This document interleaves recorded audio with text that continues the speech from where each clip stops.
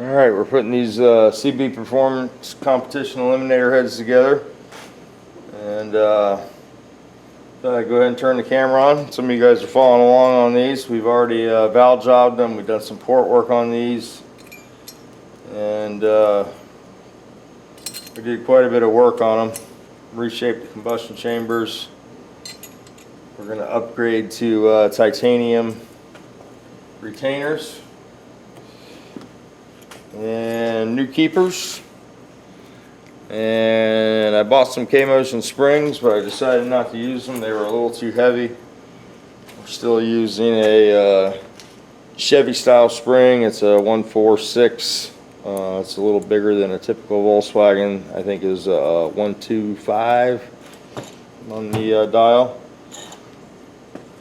So I've got the new valves in this head. Put a little bit of lube on the stems. There's no valve stem steel on the Volkswagen, so we don't have to worry about that. And we're using a Chevy style valve in this with a single groove keeper. And these usually don't need to be ground. They don't usually touch. And these keepers work a little bit different than the traditional Volkswagen keeper. So I think we should be good to go. Some big spring pressure.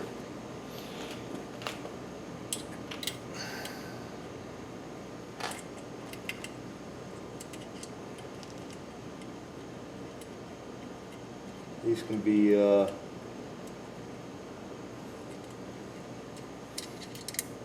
little bit of fun to get on.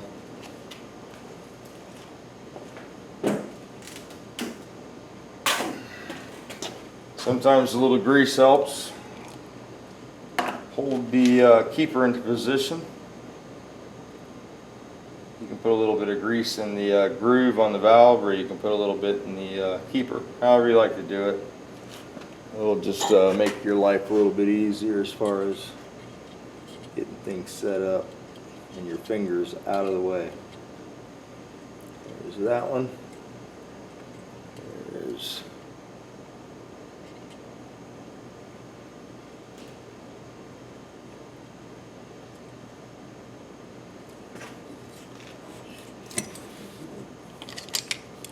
Alright, we'll take a look at that and see if that looks happy. Like I said, these springs are a little bit tighter than a normal Volkswagen head. So, you know, you want to be careful. Don't hurt yourself.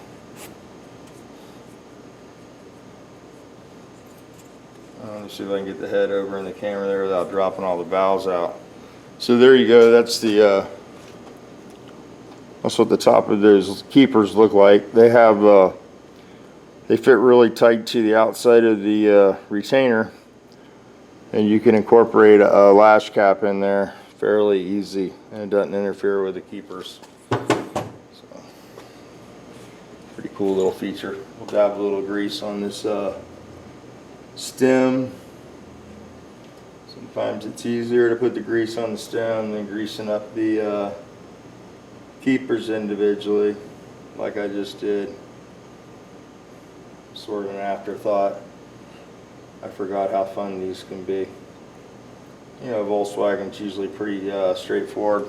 They have 3 grooves that the keeper fits in, and it's not very hard to assemble.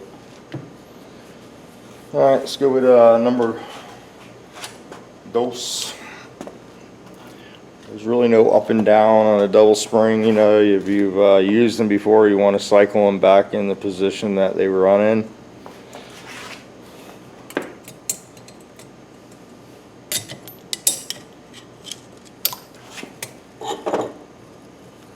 Oh yeah, poor camshaft. I don't like running a lot of valve spring pressure, but it's part of it when you put a really big cam. We're running close to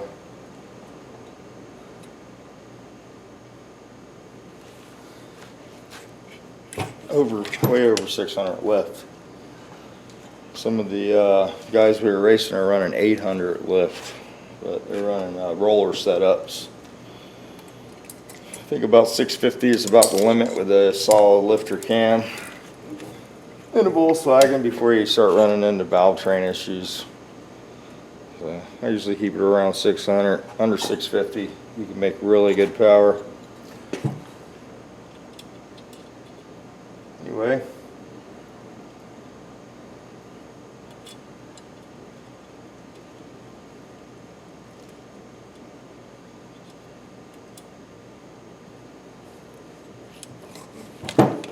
That's that one. Little last spring here on this cylinder head.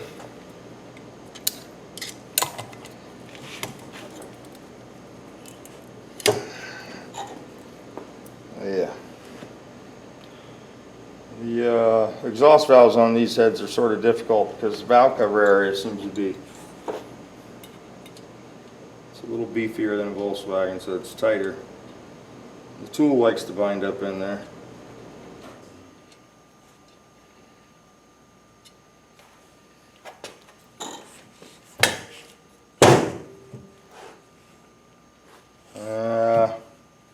The last one's always the charm, isn't it?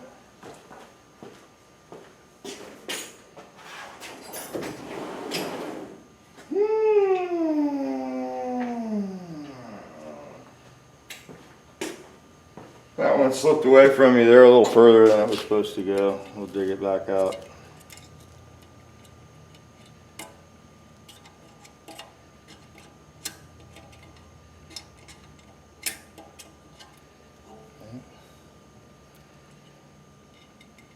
Ain't hard to get.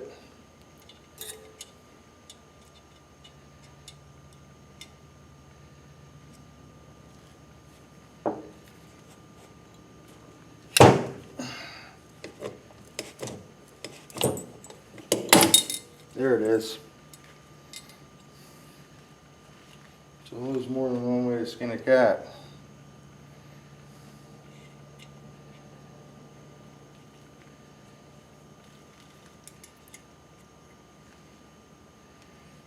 Alright. That's the last one on that one.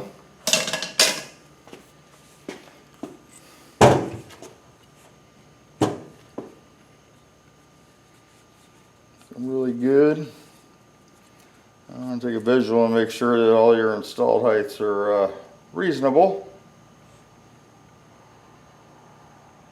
It's looking pretty good there. Keepers are all in place. This head is ready to bolt on the car. So we'll set this one back out of the way. Go on to number 2. There's our next cylinder head. I like to put the valves in first. Little lube. These have been lapped in. You can see the reference point of the seat. It's this is a competition valve job, so it's at the edge out here, and it's very thin hairline right there at the top. That's what you want for the an all-out performance deal like this. If you were going to run this on the street, you'd probably want a little wider seat on the valve. But for performance, the thinner you can make it and the closer you can get it to the top of the head or the valve, the better the performance will be. You'll see right here, it's right there. I don't know if you can see that or not, but I'll show it to you anyway. I like to lap the valves in. A lot of people don't lap them in, and that's why I tell everybody never just buy a cylinder head and bolt it on your car. You want to take it off, and you want to put a little lubrication on these guides. You want to make sure your keepers aren't touching if you're running a traditional style Volkswagen cylinder head or a lock combination. And I like to lap the valves in so you can establish a seat. The seat will come in once you run the car for a while. But if you're building a new engine and you're installing a new camshaft, and cam and lifters are sort of troublesome, you want the car to run as good as possible on the initial startup. and not having to wait till the seat establishes itself helps to tune up a little bit, I think, when the car fires up and runs, you know, like it's going to run when the valve seals. That's the whole purpose behind lapping it in. When they mass produce cylinder heads, usually they just cut the seat and they throw the new valve in there and they assemble the head. So it's just personal preference, however you like to do it. I usually always take the cylinder head apart and make sure everything is good to go. That's your last chance to not have a failure. For something stupid like a tight guide, or, you know, the main thing you're checking for is a tight valve guide. You don't want to have a tight guide.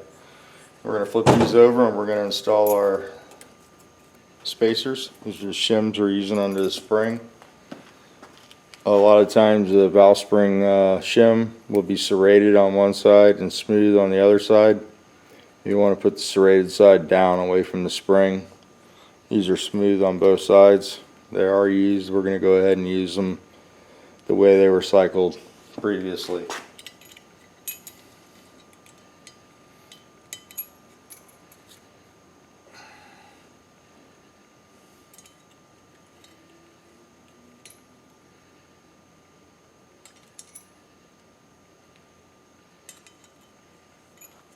Alright. Put a little grease in each one of our grooves on our valve here for our keepers.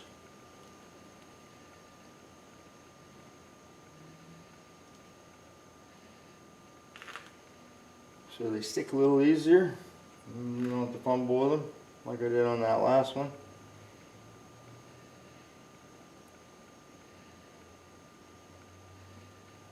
Alright. Our valve springs right here, our retainers. Put a retainer in the spring. And we're ready to start assembling.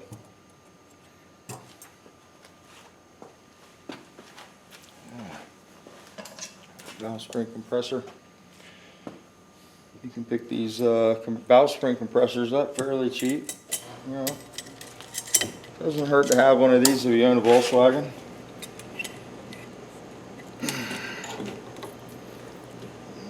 It doesn't hurt to have one that you can change the spring on the car either with, because sometimes you'll run into that.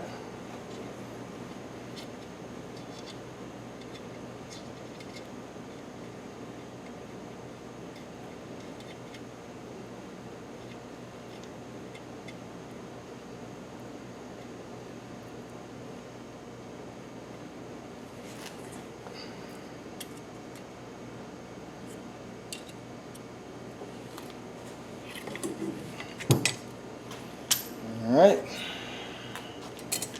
like I said, the exhausts are a little tricky with the spring this big. It's real close to the side of the head, so your tool's going to be in a unusual position. I'm sure they have smaller valve spring compressors. I just don't own one.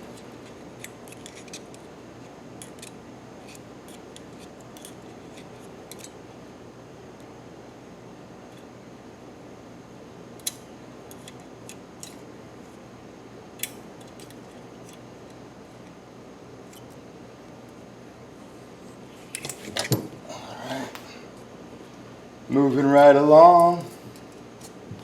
You can take a rubber hammer and give these a tap once you get your head reassembled.